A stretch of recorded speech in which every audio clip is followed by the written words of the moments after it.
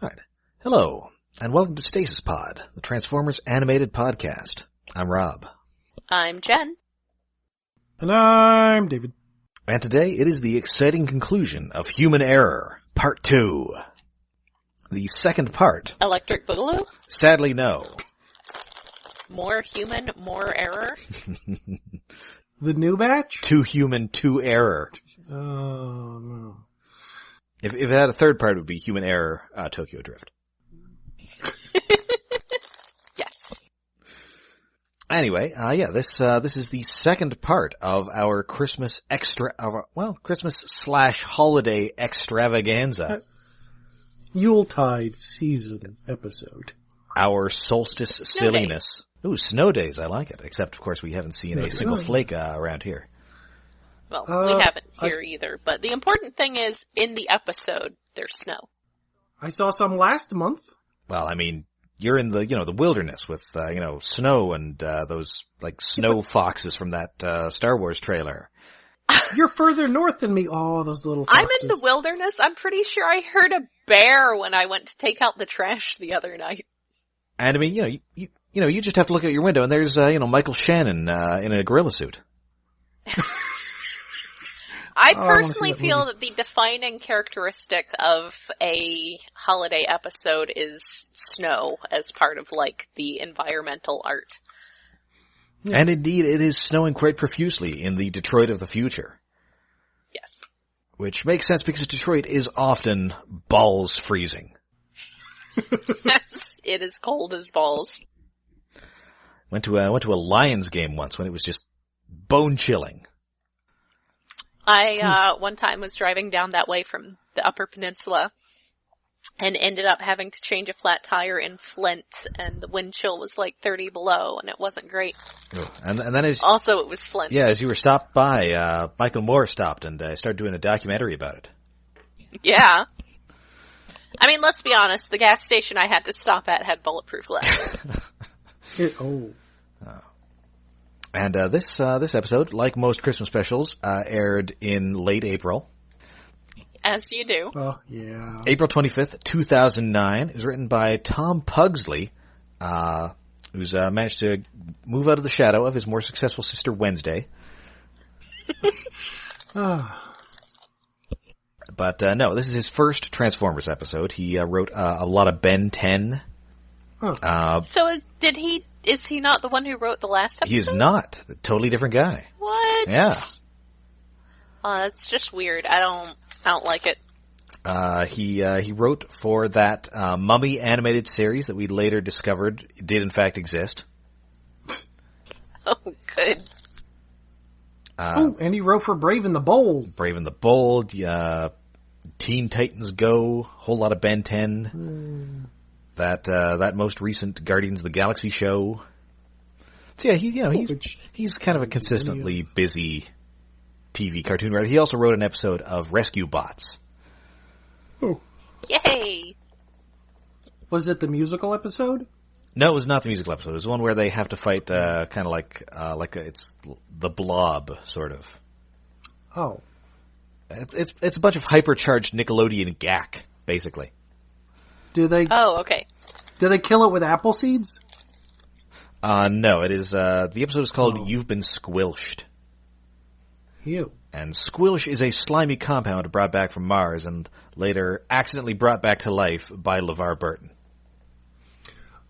Okay. Oh, that LeVar Burton. LeVar Burton's on the show.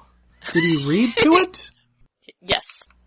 Yeah, he's like a part of the main cast. He's like the... Okay. Like the scientist in the town that they live in. Yeah, did you not know that? I have seen one episode. There was singing. I did not watch any other episodes. Well, you don't have to take my word for it. Because it's LeVar Burton. It's a Reading Rainbow joke. I David, take a look. It's in a book. No. Read a book, David. Read a book. Silly puppet. Oh, handy. Transformers, holding me tonight. Transformers,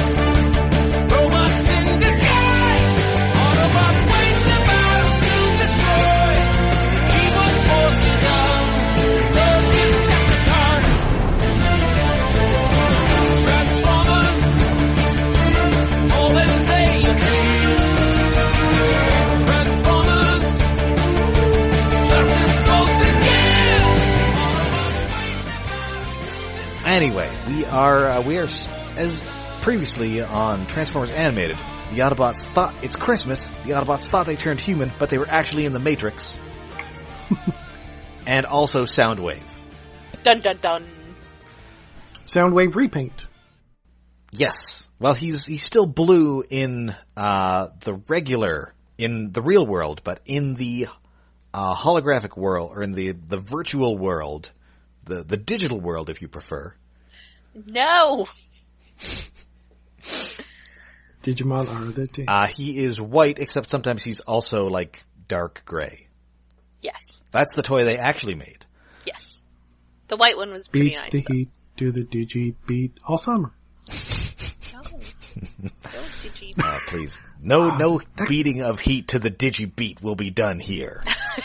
I didn't. Well, I guess I did watch some Digimon, but that commercial was like stuck in my head for years.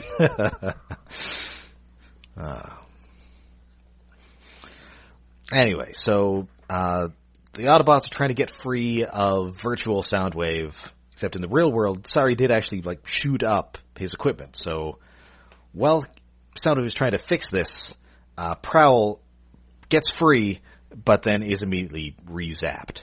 This is processor over matter. Yep. Damn it, It's Prowl. just the Force. Yeah. We might as well just call it the Force. Just call it the Force Prowl. Jeez. Which, but the first thing he does when he gets out is he tries to get Prime's helmet off with the Mind VR Zappy thing. Why not attack Soundwave while he's not paying attention? Element of surprise. Would be a violation of his ninja honor. Yeah. Ninja honor. When in doubt, Anyway. ninja honor. So back in the Matrix, he turns them back human, and he sees that, this is gonna take a while. So I'm gonna enact stage one of my plan, which is to just make all of the tiny sound waves hypnotize the humans of Detroit. Which is the thing they can do. And now. so they do. Okay. They hypnotize, they hypnotize Isaac Sumdac, they hypnotize the mayor, they hypnotize Captain Fanzone. Who got Captain Fanzone this gift? That's my question. It has a little tag on it that says, a machine even you could love. Is it the never seen Mrs. Fanzone? Possibly. Maybe. Does Fanzone have kids? No, the kids would. Who knows? Why did somebody, I don't know. Maybe the mayor got it for him? Or Isaac Sumdac? Like the deal was so good he had to buy a couple of them? Ah, that would be He hilarious. bought him in bulk. In bulkhead. Oh, God. Oh, maybe that's why so many people in Couldn't town help have myself. It was such a good deal. He bought a whole pallet and sent them to everybody he knows, which is like 5 people. I like to think it was Mrs. Fanzone, though. Yeah. I think she needs to be acknowledged more often. And they're not actually and they just like start busting out of toy stores. And they don't actually, they just hypnotize people to just kind of stand there. Well, I mean, Well- that's useful if you're trying to take over. Yeah, I guess I vaguely remember that they were being like hypnotized to commit crimes or something. Ah. Well, yeah. He hasn't given them orders to do anything yet, just hypnotizing them is helpful. Yeah. They can't interfere. It's weird. I kind of want a TV/monitor shaped like Soundwave. Because he has a really neat looking TV. So we get back to the Matrix, and Bulkhead has decided that he's just going to go full Grand Theft Auto on this place until they get out. Yes. He's just gonna... I mean, once you realize it's all a game, you might as well just act like it's a game. But if you die in the game, you die for real. That thing. Well, he's Bulkhead. He's becoming the Hulk in game. It's hulking out. Expected. Well, indeed, as we find out later in this episode, Soundwave has an army, and we have a Bulkhead. That's my secret, Optimus. I'm always Bulkhead.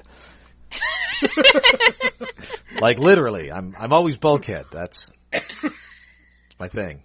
It's not really a secret, though. I mean, it's just the way things are. Now Now I want Bulkhead to show up in the current comics continuity, and it turns out he's like Ultra Magnus. There's the littler dude inside him.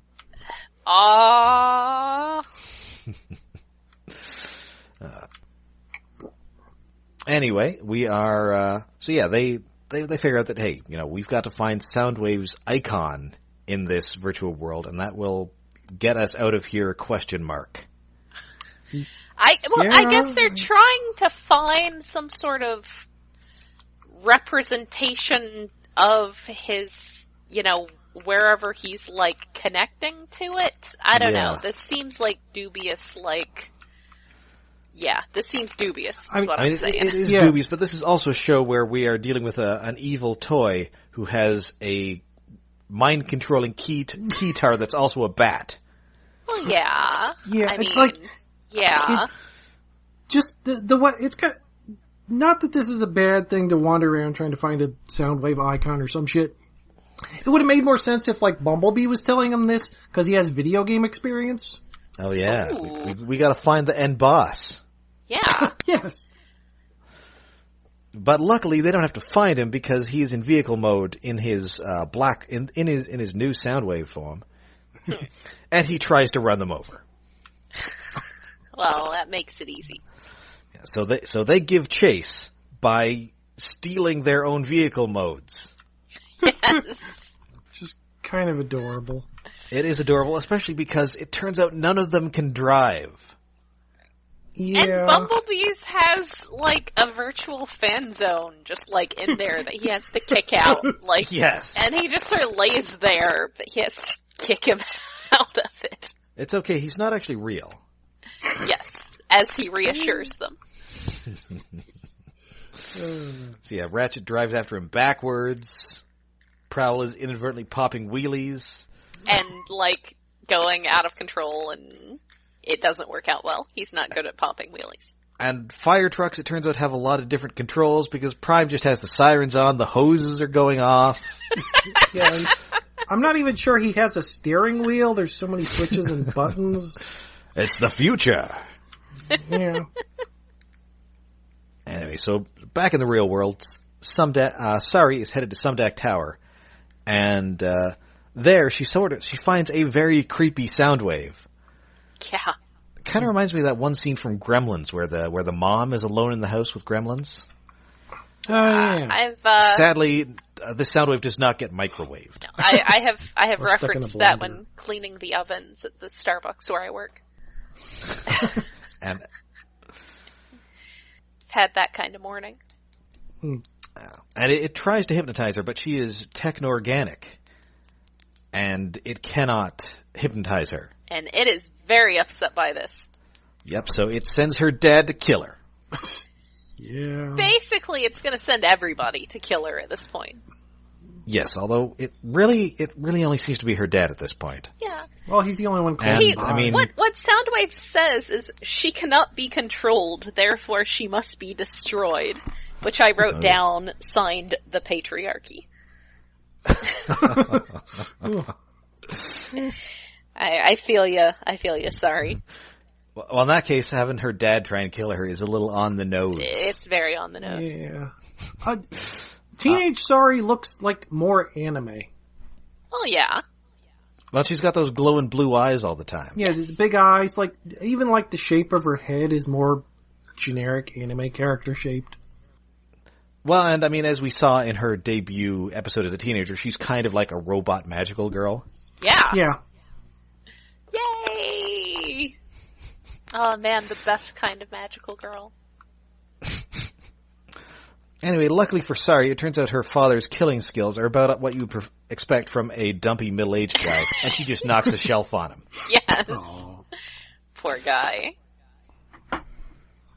So back in the Matrix, the Autobots do track down what the Toyland refers to as electrostatic Soundwave.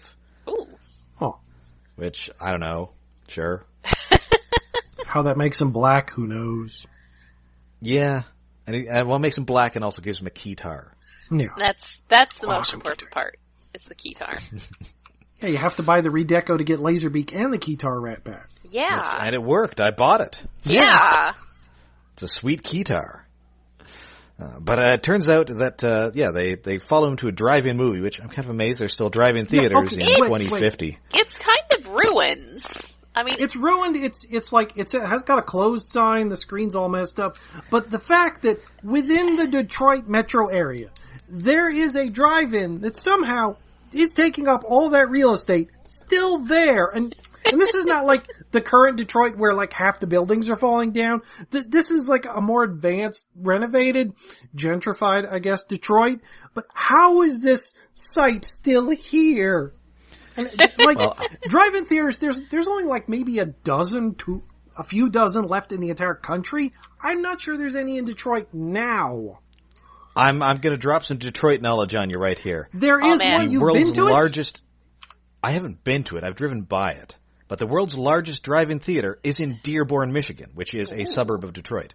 Okay, I guess. But there's like, is there a large on-ramp over this parking lot? I mean, I can't remember exactly what it looks like, but it is definitely, like, it's got like 5 screens. Okay, well this is only one, maybe this is the only screen that's left in the future, but 5 screens, Jesus, that's a lot. It's an actual thing. I mean Dearborn is, that's where Ford's headquarters are. Yeah. And it's where, like the Henry Ford Museum is, and also Greenfield Village, which is Henry Ford's insane supervillain village. Where he bought up historic residences and brought them there. So I can almost understand, like, it's close to Ford, you'd want to have a drive-in theater to at least park new models of cars to show off every once in a while. That's weird. But as they're getting there, Bumblebee crashes into the back of Bulkhead, I think it is, and says, virtual fan zone's gonna be ticked. Yeah. Yeah. He said his virtual car got trashed. Yes. And apparently there are 9 remaining drive-in theaters in Michigan. Wow. Wow. But I know that there's definitely... There's only like 3 in New York. I think. 3 or 4. Nowhere near New York City. The Dearborn is... Or maybe there's one like in Long Island or some shit. Boy, the one in Dearborn has 2,500 parking spaces. Wow. Guess if I want to go to a drive-in theater, I gotta go to Detroit. Weird. Yeah, well, it's the Motor City. Yeah, well, that's fair. And I assume it has like there's also like a big dream cruise of like old cars in the summer that probably also operates in conjunction with that drive-in theater. I mean, I know there was one in Columbus on the south end of town that was still operating as of fairly recently. But anyway, Soundwave does indeed have an army of himself. It's an army of me. There, I'm making Bjork references. Enjoy it. Well, that's okay. Bumblebee's got it covered. Inside Fanzone's car, there's so many old drink containers. I think there was an open container of French fries. There's so much junk. Oh my god. And virtual junk. It's amazing. Yeah. Well, it's gotta be realistic. It's detailed. Gotta be realistic. It is like disgusting the Matrix. Realistic. Oh yeah, the Matrix is kind of grimy and yucky. But. Yeah. And Soundwave comes on the drive-in screen with his keytar in hand. Yes. Which weirdly, this is like the second thing I've seen in a couple of weeks with a sinister drive-in scene. Really? What was the other one? What the heck was the other thing? It was Witch Hunt, which is a sequel to the HBO movie Cast a Deadly Spell. Oh. Which is like a film noir with magic stuff going on. Damn it, I wish those were on DVD, easily available. And so there is a scene where there's like a meeting at a drive-in theater, and then evil magic is used to make the characters in the drive-in movie start shooting at the people at the drive-in theater. Oh no! It's pretty cool. That's pretty cool. Is what they are shooting like giant bullets?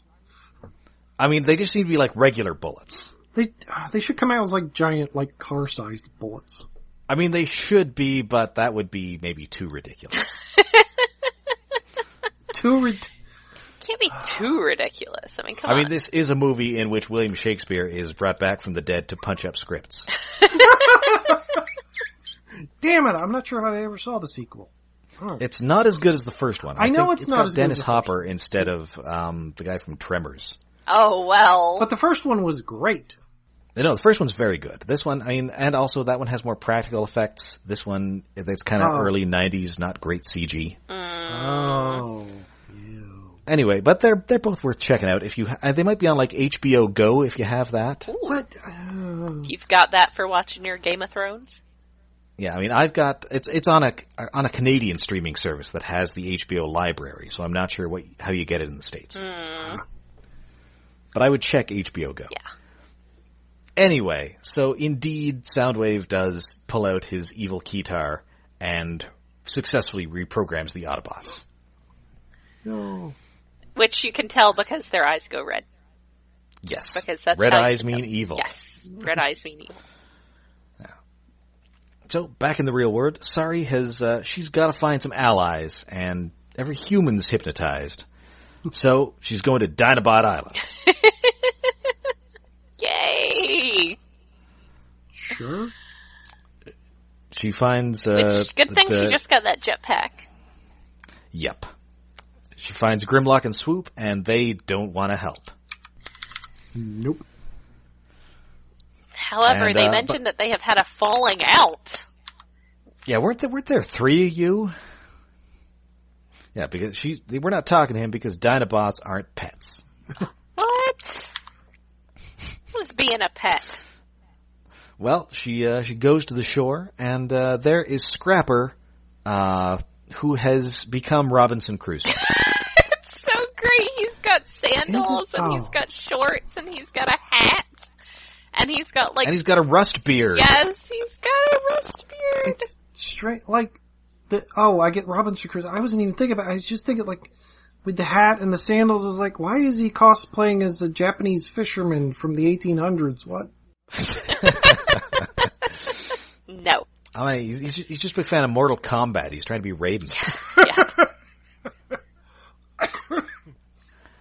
But I assume the beard, it's like, on Futurama where alcohol, like if robots don't drink on Futurama, they become drunk. Yeah. So because he's been without, and Bender gets like a rust beard. Yeah. So this is what happens when Scrapper is in alcohol withdrawal. Yeah, that sounds about right. Guess there's no oil out on Dinobot Island. Yeah. Which makes you wonder what exactly he's been fueling himself off, but I guess the Dinobots are alive, so who knows? Well, the Dinobots are a little different. They might actually be eating trees or digging out stuff out of, blackouts. Or Silas Blacks. Prometheus Black. Prometheus Black. Damn it, what's Silas? Silas Black is somebody. Probably. Is that a Harry Potter character? Sirius Black is a Harry Potter Sirius character. Black. Oh, okay. My brain twisted a few wires there. Anyway, and indeed, he is a castaway, and Slag has become his pet. Yeah. Or sorry, Snarl. Who apparently did not have a name until now. No. He tried to name him Slag, but he didn't like it, so now he's Snarl, which is kind of a gag. Yeah. Yes. He says, I think he took it as an insult. Yes. Which I think I've mentioned on previous episodes, walking in on my parents watching, Australian or British TV shows, and then, somebody referring to someone as a slag, and I'm like, yup, that's why we can't have that name anymore. Yeah, get out of here, you slag. Which, did this air in other English-speaking foreign sure. countries? With that line? It aired in Canada, but I don't know what the TV situation is in England. They have TV, exactly. But... I mean, they have TV, that's how they show Doctor Who. But, That's how they have Doctor Who. As far as getting cartoons and such, I have no idea. They have... Basically, they have the BBC, which is their broadcasts, like our broadcast channels, but they have, at least, I know, Sky TV. I don't know if they have any competitors, but that's basically like cable, and that tends to have, I know there's a Disney Channel equivalent, and, that stuff usually shows up on whatever their regional version of Cartoon Network or Disney Channel or whatever is on Sky TV. I do know they have a channel called Dave. I don't know why there's a channel called Dave, but there is. They only host programs by and starring Daves. But that's actually a pretty robust schedule for them. I'll show you. They can show SCTV, thanks to Dave Thomas. They can show Dave's World, that sitcom that was kind of about Dave Barry. Yeah. They can show News Radio, which starred Dave Nelson. Sorry, Dave Foley? What's his name?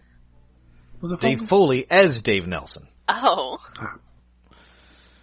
So yeah, those are the Daves they know. Anyway, so yeah, Scrapper is all, I might help you, but even if I wanted to, I can't get off this island, and nobody's apparently stolen a boat this time, so I can't get back. That's important. And, much like the professor of Gilligan's Island fame, he has overlooked the fact that he could probably build a boat. And so, indeed, he quickly built a boat. Well, a raft, but yeah. Yes, I have verified, thanks to the power of the internet, that Sky TV in the UK does show Cartoon Network. Okay. Now, for some reason, I'm picturing Gilligan's Island as if it took place in Lake Michigan. It'd be a very different show. I mean, the Harlem Globetrotters would have visited more often. That's Yay. true. And also Scooby-Doo. Yeah.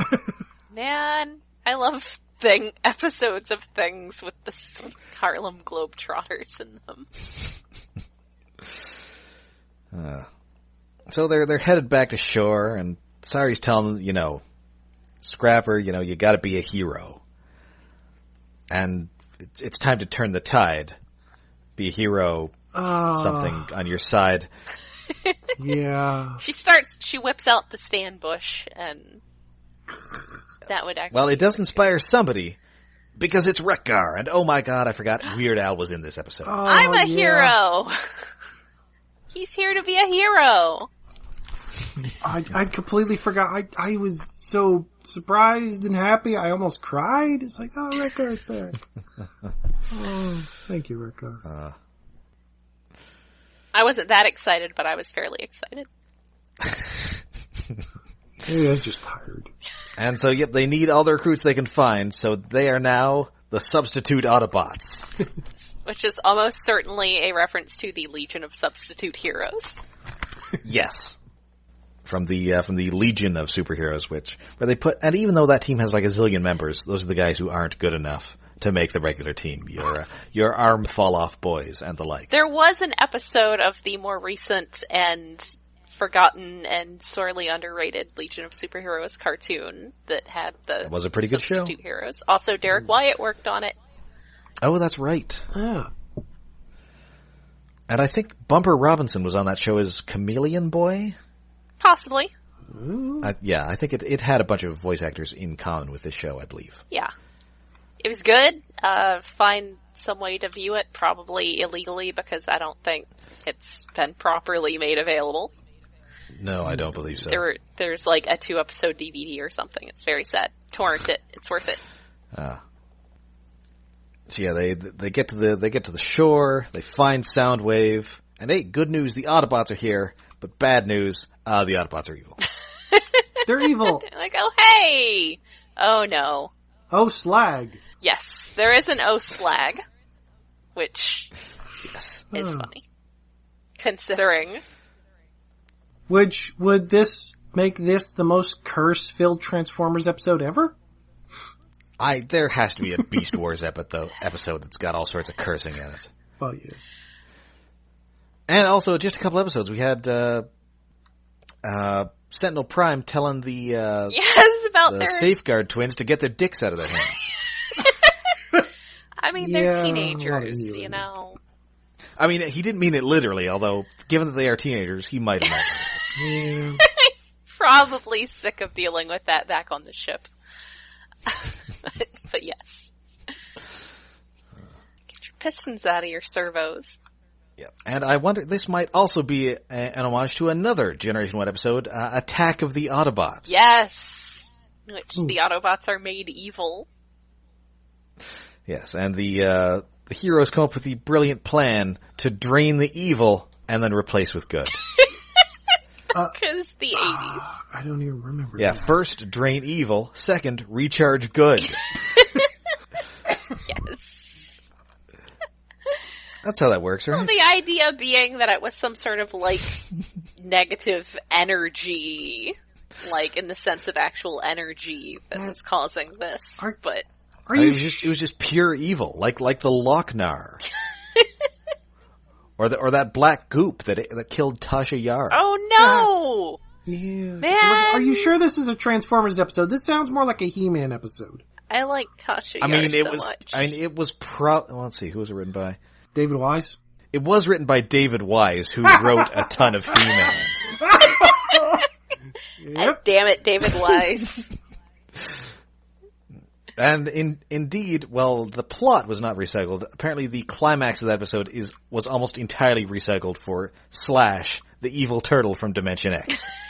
Oh. I like Slash.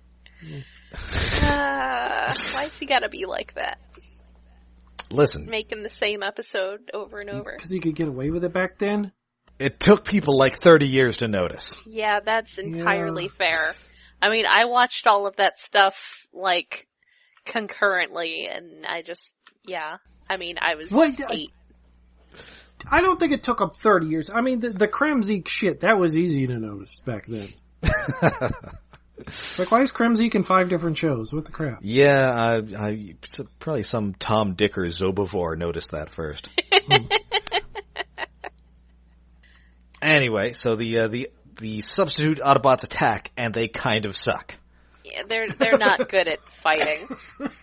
I mean, Wreck-Gar kind of just does what everybody tells him to. Snarl is just kind of an animal, and then Scrapper is just hucking snowballs at people. Yes. Snowball fight, which is cute, doesn't do shit. Of all of them, he's the one who's trying the hardest, but yeah. Trying and also kind of failing the hardest. Yeah, he's also Wreck-Gar's failing trying hard. his darndest. Wreck-Gar's just so open to suggestion, and all he has for a weapon is a Christmas tree that's lost all its needles that he holds like an anime sword and gets chopped up. And also an accordion. Against Optimus Prime, who is his primary weapon is an axe. He's a lumberjack. We get a little Weird Al homage. He pulls out an accordion. Yes. Well, yeah, he does that after Soundwave pulls out his guitar or keytar. Yes. And then Laserbeak takes it and destroys it. Yeah. Yes. It's not even like an attack. He just doesn't want him to keep playing that accordion. He's just like, no. So Sari is pretty disappointed because, these guys are mindless zombies and they're still kicking our collective asses. But Scrapper, shockingly, has the perceptive comment that it's because they're all controlled by one unified intelligence.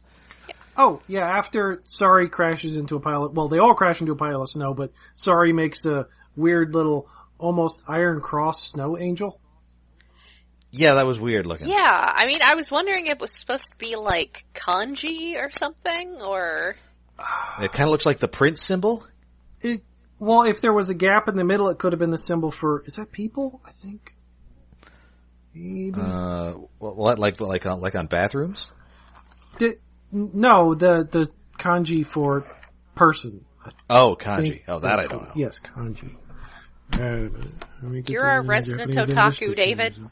Well, yeah, That's but right. I'm bad at kanji. I only, know some katakana. I don't remember any damn kanji because I've never studied, and it's freaking hard.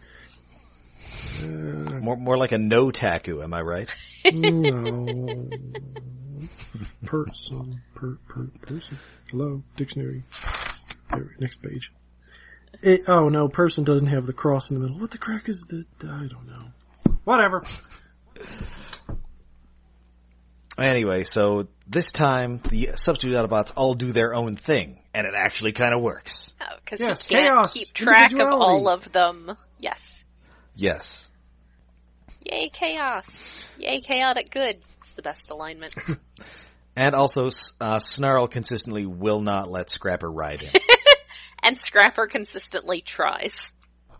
Yes. It's like, this worked in Age of Extinction. Aww. It will work in the future. Especially, like, at one point, it's like, Scrapper's complaining after he gets thrown off. It's like, Snarl, wait for Daddy. It's like, that's kind of cute. All the Constructicons needed was a pet to calm them down and not be assholes. Yes, they need like a robot dog or something. Yes. Yeah. Stop being alcoholics. And indeed, Prowl seems to break control a little and save Sari from Bumblebee. So it's those ninja powers. Anyway, the Autobots get defeated. Their attacks becoming increasingly feeble, and so Soundwave decides, okay, I'm just going to use Optimus Prime because he's the best guy. Also, at one point, Soundwave says something about, like, Sari is trying to, especially after Prowl spares her, Sari is trying to appeal to the Autobots and get them to break through, and Soundwave says something about human emotions. I'm like, but can we really play that card when the robots are like this? Yeah. I mean, he is less emotional than other, because I guess he's artificial. Yeah. I mean, him specifically, sure, but the rest of them are just, it's, when you're dealing with them, it's not human emotions, it's just like sentient emotions, because the Autobots have the emotions too. Yes. So, Prime makes very swift work of the other substitute Autobots, using Wreck-Gar as a shield. Oh, yes. Poor Wreck-Gar. Well, he's got a big backpack. Shoot him in the backpack. It's fine. Yeah. Haha, the mighty Wreck-Gar is no match for the mighty Wreck-Gar. Wait, whose side am I on again? Yes. All right. Weird Al, as always, is a delight. Yes. Yeah, it's surprising they got him back for the end of this episode. It's weird and wonderful. That was great. Yeah. I mean, maybe Hasbro kicked, they shelled out a little extra because, we got to sell that toy. It's a big one. It is. It's a big It turns into a garbage truck. Yeah, we can't just, people aren't just going to buy that without having a reminder that he's Weird Al. It's got to be in at least 2 episodes. Yes. So anyway, luckily, Prowl does indeed save Sari from being bisected. Shockingly, his shuriken actually do something for once. What?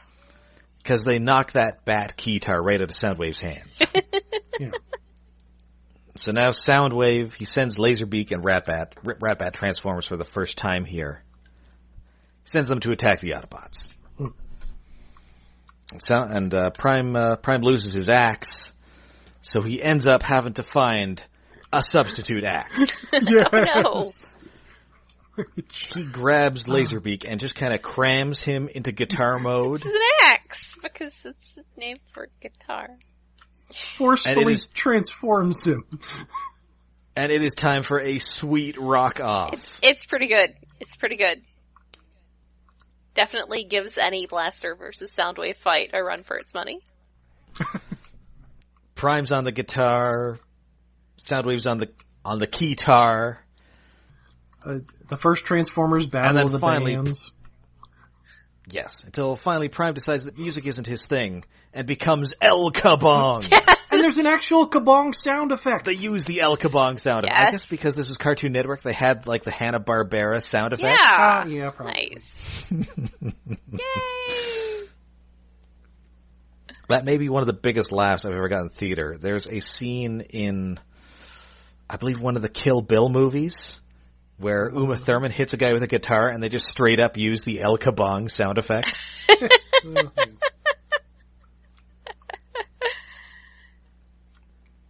And it's fantastic. It is. So yeah, he uses this axe and he just splits Soundwave in half lengthwise. Yes.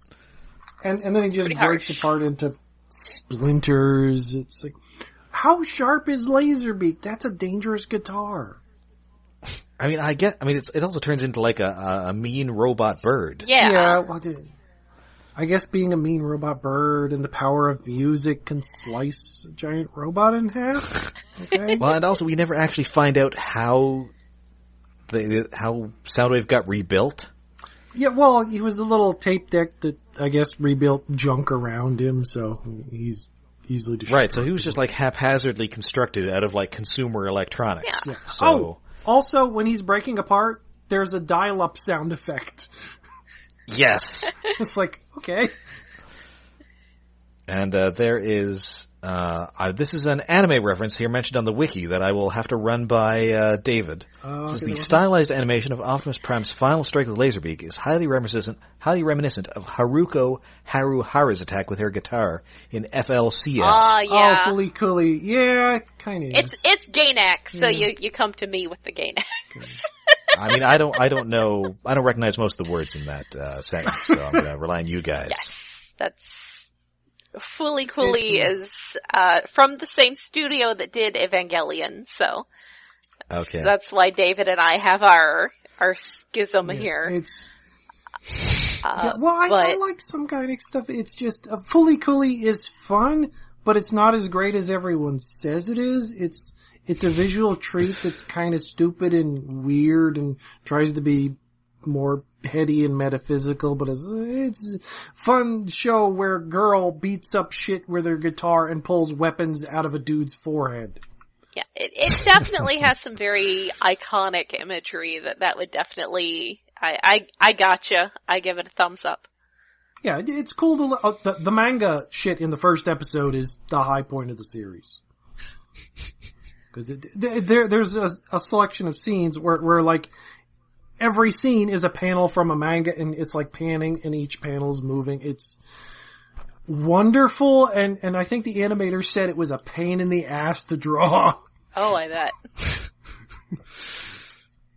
So much activity. Oh, and I hate the pillows. Ah! That's gonna make people mad. Well, not me. I'm only confused. And also, Prime gets like some awesome James Bond one-liner dialogue here. He's all like, time to change your tune, Soundwave. Operation Face the Music. Yes. See, a Soundwave is reduced to like a little tape player thing, which they promptly switch off, but they do not get to step on it. Got the gold detailing, so you know it's the Sound Blaster colors. It's new Soundwave. Yes. And indeed, Laserbeak just flies off with this thing. Yes. Which is cool, except for the fact that, like, Soundwave was holding Ratbat at the time, and Ratbat has been turned into splinters. Yeah, I mean, you do see Laserbeak breaking. Like the neck of his guitar mode breaks, but I guess he got better. Yeah, sure, he pulled maybe his close together. Maybe he had a spare, maybe that was, Buzzsaw in the same colors. I assume Buzzsaw would be like a bass. Ooh. And then, I don't know, I need to come up with some sort of other instrument for like, Squawk Box.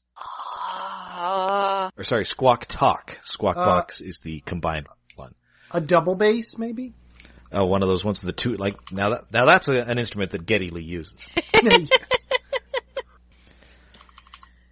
Anyway, so it is, so everything is back to where it was, and, I guess Porter C. Powell hasn't quite run through all his airtime yet. Because he is now on television bemoaning that now he's ruined. Because all those toys he sold were evil and he's going to give everybody their money back. What is with Detroit? See, is this like how I was going on a couple episodes ago about like how crazy broadcast TV can be in like a big urban market? Like, Porter C. Powell was just so rich that he bought up airtime on all the Detroit local stations. And then they're just showing this stuff. That's the thing, is they're just showing. Well, I mean, see, the thing is, he his check for the, airtime must have cleared, which is probably why he's ruined. Yeah.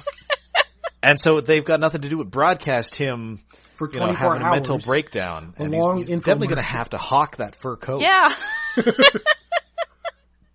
Oh wait, do we see Porter C. Powell again after this? No, this is the last time we see Porter C. Powell. So this ruined him. That's dark. This is actually the last time we see a bunch of characters. We don't see Wreck-Gar again. We don't see any of the Constructicons. We don't see Soundwave. Well, I didn't expect to see Wreck-Gar, Constructicons. Yeah, Soundwave is all. We don't see the Dinobots again. That's a shame. We see Fanzone again. We see Fanzone. Yeah. Fanzone gets like a whole episode He's gonna in be... a couple episodes. Oh, that's a good one. I like that one. It's the last time we see the mayor. And this episode was supposed to have an angry Archer scene. No. But he was not in it. Aww. They had to cut it. Now I'm sad. I am sad. I love our angry Archer. Alas. So yeah, Scrapper, he's quitting the substitute Autobots. He's going back to Dinobot Island with Snarl, who again will not let him ride him. I guess they're going to take that boat again. Yeah. I mean, they've got a boat now. They didn't even have to steal it. And Wreck-Gar is going to pursue a career in sanitation, and he's going to help the trash bots clean up all those dead mini Soundwaves. Yes. Yeah, and he starts doing a good job with a little vacuum and wandering around while everybody else is in the distance having their little moment in front of the giant Christmas tree that's got to be like 50 feet tall. Which, okay, yeah, they're all, hey, Detroit, that makes more sense. But, and then at the end, Wreck-Gar's garbage for all the good little children. Oh. And he's got a Santa beard. He's the Santa of garbage. Okay, Wreck-Gar, that'll work. And yeah, the Autobots start to understand being human now. Sari kind of understands that maybe it sucks we're leading a bunch of robots into battle all the time. Prowl misses being human. Yes. Because he's that guy. He's the beachcomber of the series. Yep. If Beachcomber was a ninja. Yeah. Man. Wow. Because he was like, a big war protester hippie type. Oh my god. He is. Man, there's got to be some sort of 70s movie about a hippie ninja. Yeah. What I guess that's kind of what those Billy Jack movies are. What? The fuck is a Billy Jack? They were like huge hits in the 70s. Sure. There's Billy Jack. Billy Jack Goes to Washington, and I think there was a third one. Sorry, there were 4 of them. Wow. That's too many. But anyway, yes, Billy Jack is an American Navajo Indian, a Green Beret Vietnam War veteran, and a master of Hapkido. Oh. Is that real? And he defends the hippie-themed Freedom School and students from townspeople who do not understand or like the counterculture. Huh. This sounds entirely made up. You're bullshitting me. There are several. This was a huge. This made $32 million of 70s money. Sure. Was he at least played by an actual Navajo? I'm gonna say no. No, he was probably an Italian. The actor's name was Tom Laughlin, who I believe also directed and wrote these movies. Mm-hmm. That doesn't necessarily mean. And then he ran for president a bunch of times. Oh man, that's awesome. Sure. But he made a bunch of these. They were most of them were big hits, and not towards the end, but he was an actual. These were big hits. It was insane. The 70s were very weird. That is true. Sure. That is entirely. My God, how did I get on the subject of Billy Jack? Hippie Ninja. Yeah, hippie ninja. Oh, right. Right, the hippie ninjas. Right. But yeah, he was kind of a hippie ninja. I mean, I don't think we quite understood ninjas yet in the 70s. But we sure understood hippies. The only pictures I'm finding of him is him holding a rifle. It's like, that's not really I'm starting to think that I come to think about it, I think the first maybe American exposure to the cinematic ninja was 1967's You Only Live Twice. Mm-hmm. Where James Bond leads an army of ninjas in an assault on a volcano base. Yeah, that might have been the first big ninja. That's also the same movie where Sean Connery, quote unquote, becomes Japanese. Yeah. Like Psylocke did? More kind of like that, except if they just pulled her eyes back, and it's astonishingly racist. Yeah. Well, that's the 70s for you. Like Bond has to Kind of like that, except somehow even more problematic. I mean, like Bond has to blend in at this Japanese fishing village or something, and so he must become Japanese. And I mean, you can imagine it's 1967 and we're trying to make Sean Connery look Japanese. Yeah. This doesn't sound like a thing that went well. Written by Roald Dahl. What? What? Yes. What was? Roald Dahl wrote the script for this Bond movie. I'm in a fever dream right now. Man, I'm hitting the migraine pills a little too hard. What? I kid you not. Anyway, end of episode. Yeah, that is the episode. This one's a lot more action heavy than the first episode. Yeah. And it's definitely got a lot less of the we're discovering stuff about being humans. Yeah, it's more just half Soundwave troubles, half, hey, substitute Autobots are funny. Yeah, it's a lot of just the substitute Autobot stuff, which is fun. I mean, and I am a sucker for we're gonna turn this gang of losers into a fighting team. Oh, if they'd had a fourth season, these guys could have been their Guardians of the Galaxy. Who are you guys again? I mean, I guess they've got the animal guy. They've got. I guess Sari is their Star-Lord here. Yeah. Yeah. And I suppose Wreck-Gar is the Drax. Yeah. Yeah. No, wouldn't Scrapper be more the Drax? I mean, he's green, but Wreck-Gar also takes things too literally. Yeah, well, it's kind of messed up because Wreck-Gar is also kind of the Groot. Yeah. Just with more words. I mean, it's obviously not a great comparison, especially since there are only 4 members. Yes. Yeah. Anyway, this two-parter was more enjoyable than I remembered it being. Yeah. It was actually pretty fun. I mean, it is kind of a weird thing to spend time on when you've got literally 4 episodes after this. Yeah, I can kind of understand why it's a two-parter, but it's weird that it's a two-parter in a way. It's weird to have a 2-part Christmas episode. Yeah.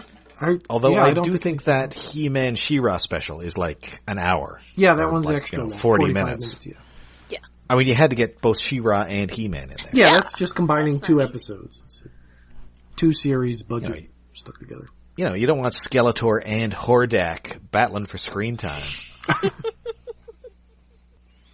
Plus, they're like weird robots in that show and something, and annoying children. Yeah, annoying children and a space puppy. Oh yeah, speaking of fever dreams.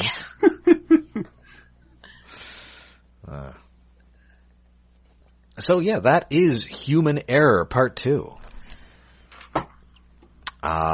And we are only 4 episodes away from the end of Transformers Animated. It's crazy. Oh, man. No. I mean, I like Prime and all, but man. Yeah, I'm gonna miss the show. Yeah. So join us next time when we find out, how do I live without you? In maybe Decepticon Air. Probably such a good episode. we might do something a little different instead first, depending upon holiday schedules and things. That's right. There may be a Christmas surprise waiting for you in your stocking, and hopefully it's not a lump of coal. Yeah. So yeah, my Leanne Rimes impression will have to wait for another week. Alas. Okay. Very sad. Or until January, depending upon when we're free, which, Yeah. Always. But just get ready. That episode is full of action movie references, and I am all about bad action movies. It's pretty good. I like it. Like Sudden Death was on TV last night. I couldn't turn away. But it's Die Hard in a Hockey Arena, starring Jean-Claude Van Damme. Yeah. Yeah. And Powers Booth threatening to fill little girl's mouth with spiders. But anyway, until then, whatever we come up with next, you can find us all over the internet. We're on Twitter, we're on Tumblr, and we're on Facebook. And we are hosted on iaconunderground.net, where we have a Patreon set up to help us with hosting costs. And we do have exclusive Patreon episodes, including a holiday episode that will be coming up this month. Yes. And you can find that at patreon.com/iaconunderground. And you can find our show itself wherever finer podcasts are found, both on iTunes and Google Play. Please rate and review us. And if you want to let us know what you think, then please write into the Maxim mailbag at stasispodcast@gmail.com. Do we have anything in there? Oh shit, I haven't looked at the email in forever. Okay, that couldn't hurt to check. No, nothing new in the email I got. Okie dokie. Alright, so until next time, when I will be talking either about the holidays or John Malkovich, I'm Rob. I'm Jen. I'm David.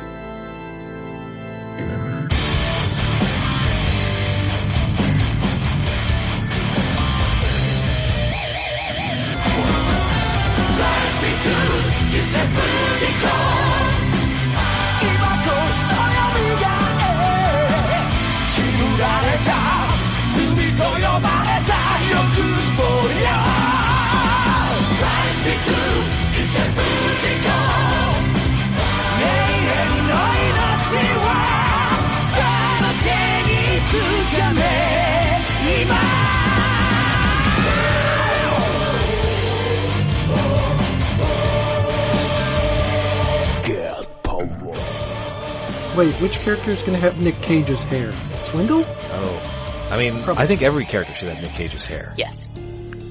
Well, from which movie? It's always so different. The one that looks like a flying seagull? I mean, you can just have one with different each one has a different Nicolas Cage haircut. There's your current Nick Cage hair, which seems to come out of a can. He's got like kind of a mullet mustache combo in Raising Arizona. He's just got like a long flowing hillbilly man in Con Air. Yeah. I just gotta get out and see my little girl. I never met her. I killed a man in self-defense, but I guess I had the world's worst lawyer because I'm on a plane with like a bunch of serial killers and Danny Trejo. Like if you're in prison with Danny Trejo, something's gone terribly wrong. Probably. You got Danny Trejo, you got Ving Rhames, John Malkovich as some kind of like freelance terrorist, which I don't think is an actual thing that exists. Yeah, that what? No. You got Steve Buscemi as a cannibalistic serial killer. Yeah, I think I'd be more worried about Steve Buscemi as like in the same prison with you. It's like he's Steve Buscemi, but look at Steve Buscemi. If he's in jail, something's messed up. Well, the weird thing is you're supposed to be rooting for him in that movie, kind of. Apparently, I don't know. Wasn't he a child killer or something? I don't know. I don't think specifically a child killer, but they do say that he made the Manson family look like the Partridge family. Oh, yeah, I don't know. And they also refer to him wearing somebody's head as a hat. Ew. That's not... That wouldn't balance well. That would be difficult. Well, it depends where you chop off the head. I guess. I don't know. And it's also got that I got this cat. It's also got that creepy necrophiliac from that one episode of The X-Files. Ooh. And Dave Chappelle. Oh, yeah. Dave Chappelle gets horribly murdered and turned into a dummy. Yes. Hey. Man, I just kind of watch... I might have to watch Con Air in preparation for watching Decepticon Air. That sounds like a good idea. You sound like and good I'm life definitely choices. learning more of the words to that Leanne Rimes song. Uh-huh. Sure. All right, so I'm going to stop my recording here. Oh, yeah. I should do that too.